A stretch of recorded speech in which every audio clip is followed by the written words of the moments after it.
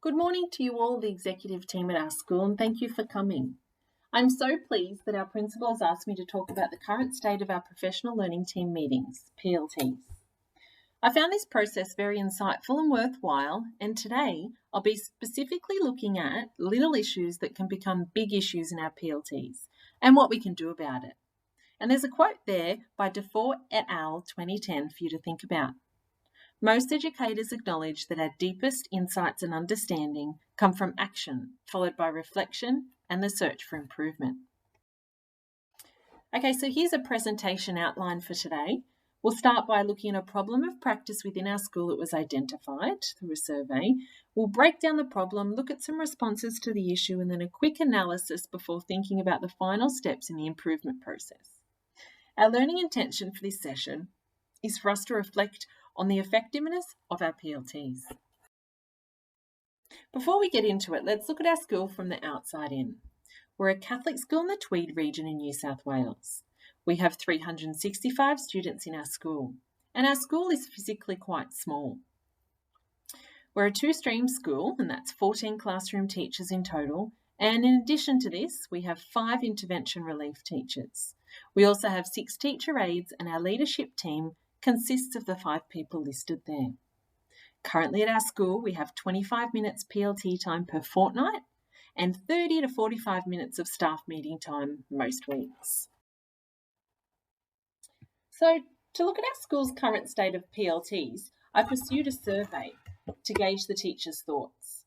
And results from the survey showed that 100% of teachers from our school that were surveyed believed that PLT meetings were worthwhile. And it's pleasing to see that teachers unanimously see the value of PLT meetings by regarding these meetings as worthwhile. Next, 89% of teachers surveyed felt that more PLT time would have a positive effect on their teaching capacity. 89% is a significant percentage, so time, or lack thereof, seems to be a problem. Next, 100% of teachers felt that their PLT should be in another room or place. And from this 100%, 67% said that this was due to noise and disruptions. 22% of teachers said that their current location, the staff study, is too far away from the data wall. And 11% said that this was due to the high stools and this could pose an OH&S risk. Perhaps we need to look at another PLT meeting location. And next, 44% of teachers felt that they had ownership over their PLT content, and 56% felt that they didn't. So from this survey data, we can say that the majority of teachers surveyed felt that they didn't have ownership over their PLT meeting content, and this is a problem. And finally, 89% said that they thought the format of PLTs being guided by the 4 critical questions in the inquiry cycle was beneficial. So there's obviously a solid framework for our PLT content, and I'm glad that the core business of our PLTs are working well. It's one of our strengths. No action needed here at this stage. Timperley et al. 2011 describes the most effective approach to professional learning is when teachers are involved in reflective cycles such as these, deciding on what's worked, what hasn't, and then where to next. Overall, the data from the survey indicates that our PLTs are generally going well, and that should be congratulated, but it's those little issues that can potentially become big issues over time are the things that I feel we need to address. Fay and Funk, 2001, state that wise teachers know that the more small choices they provide, the fewer big problems they will have. So, lack of ownership over PLT content, time and place are 3 things we could look at to sharpen our PLTs. And if we address this, then we'll be meeting the standard 6.3.2. Now, in terms of responding to this, Hopkins, no date, expresses that effectively managing educational change and the conditions around it has a distinct approach. He suggests that theory and research should be drawn on. So that's what we're going to do. And then we'll analyse and look at the different aspects. So let's specifically look at our first issue. Lack of teacher ownership over PLT content. Knight 2016 explains that people won't be motivated to become genuinely involved in things unless they have real choices. When teachers are actively part of the PLT process, better outcomes for all should result. And when teachers hold the belief that together as a team, they can have a positive impact on the learning of their students, this has a positive effect size of 1.57, Hattie, 2017. This is known as collective teacher efficacy. Let's pay attention to the word collective in this term. Collective refers to the power of groups of teachers, not teachers working on their own. As leaders, we need to empower teachers to have voice and choice within PLTs so that they can have a genuine involvement and ownership. If we don't involve teachers enough, we run the risk of teachers becoming disengaged. Donoghue et al. 2018. When teachers and leaders work together like this, it's an element of collaborative leadership and also instructional leadership. Collaborative leadership is the collective responsibility of leadership, and instructional leadership is one step further, where leaders focus on the behaviour of teachers as they engage in activities that directly influence student growth. Leithwood et al. 1999. Instructional leadership is a model of leadership that prioritises pedagogy, where leaders work alongside teachers, developing them. I've spoken to the assistant principal and principal about this, and they've now prioritised joining our PLTs. So starting next year, they'll participate in our PLTs once a term. Hattie's research, 2017, suggests that working together and believing together not only gives those involved better ownership, but also improves student outcomes. As a leadership team, we need to be careful that we're not just commanding teachers to do things. Research suggests that a top-down leadership style doesn't work. Dinham, 2017, explains that authoritarian leaders, when leaders expect everyone to comply without question, run the risk of being resented due to their lack of compromise and compassion. As a result, these kind of leaders can lack relational trust from their colleagues. And Sharrett, 2019, describes relational trust as being an essential component of all collaborative practice. Robinson et al. 2007 explains that the more leaders focus their influence, their learning, and their relationships with teachers on the core business of teaching and learning, the greater their influence on student outcomes.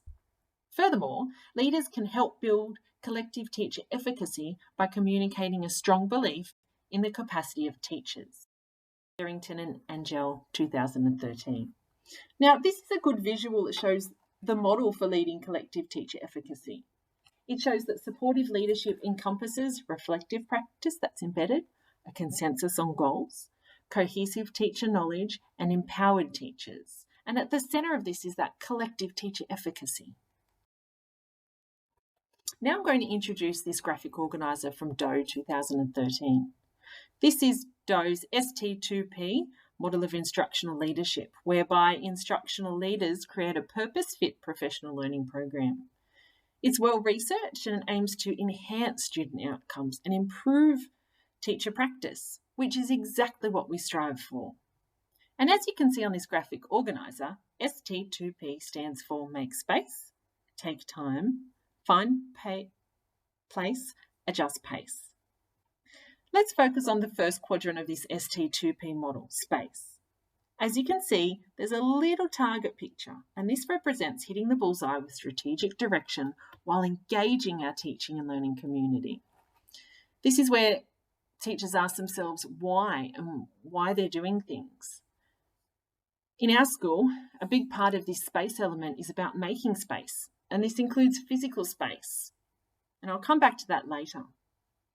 And while we're on the subject of space, let's go back to the fact that our school survey showed that a number of teachers felt they didn't have ownership over their PLT meeting content. It's very important that all participants feel that their contributions to meetings are valid and valued. Doe's ST2P framework supports this by stating that all participants' headspace needs to be right. It's not just this physical space that needs to be considered, but headspace and emotional space too. So, what can we do around the issues that teachers indicated that were present around time? Ferriter and Parry, 2010, state that time still remains the most valuable resource in schools, especially in professional learning communities. Results from the survey indicated that teachers wanted more PLT time, and I know I've heard conversations around the school about how lucky other schools are to have PLTs every week. I've listened to the teachers' needs and I've put this to our principal. and he's reshuffled the budget and funding, and now we're very fortunate to have 30 minutes PLT time per week starting next year. That's more than double the time that we currently have. I've revised our PLT roster, and the 30-minute PLT time will now occur right before their regular 2 hours of release time. I envisage this to be a very suitable time right before their release planning time. And I've also added a time slot for our intervention teachers to meet up too, because I think that participating in a process that's fueled by collaborative expertise and gives opportunities to reflect on practice is highly valuable. And it's an important process that all teachers need to be involved in, not just the classroom teachers. But remember, we need to keep the quality of meetings happening and sustaining the things that are working. All of these aspects are interrelated, and more time doesn't necessarily or magically mean improvements. But in our situation, this extra time should certainly help. Due to PLTs being moved to class time rather than busy lunchtime, this automatically helps another issue that was highlighted in the survey: place. With these rostering changes, the staff room won't be taken by staff members eating lunch. So in our small school, it makes sense to try holding our PLT meetings in the only other available room, the staff room. The location will naturally now alleviate the noise issue and the chair issue. Plus, we'll be closer to the data wall. And here's a summary of our possible solutions. I'll email this to you so you can have a better look over it later and refer to it again. And finally, here's a chart bringing it all together, showing our problem of our little PLT issues, where cracks are starting to form. Aspects and possible solutions, which I've just gone through. Then in this table, I've added an analysis column and a what success looks like column. So in response to the solutions for ownership, the analysis notes are: timekeeper will need to finish the PLT approximately 5 minutes early to allow for agenda setting. LOP will assign and rotate specific roles. Headspace and emotional space for teachers and leaders will be a priority. Leaders will support and believe in the capacity of the teachers to help develop that collective teacher efficacy. In response to the solutions for the time, considerations are: the leader of pedagogy has formulated a suitable PLT roster. Principal has allocated funding to cover an extra teacher to release staff for this extra time. In response to the solutions for place, the considerations and likely successes are: minimal noise and disruption due to PLTs being held during class time. Data wall will now be an easy reach, no more running from room to room. It will be easier to get on and off chairs in the staff room rather than those stools in the staff study. And our successes will look like: teachers will stick to their assigned roles. Teachers and leaders will understand and use the ST2P framework.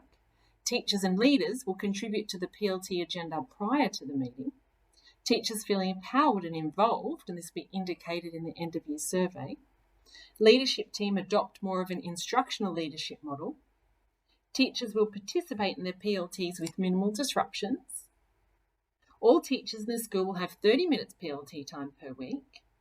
Teachers feel that the staff room is an appropriate space for PLTs. That's indicated in the end of year survey too. Teachers and leaders will use the data wall.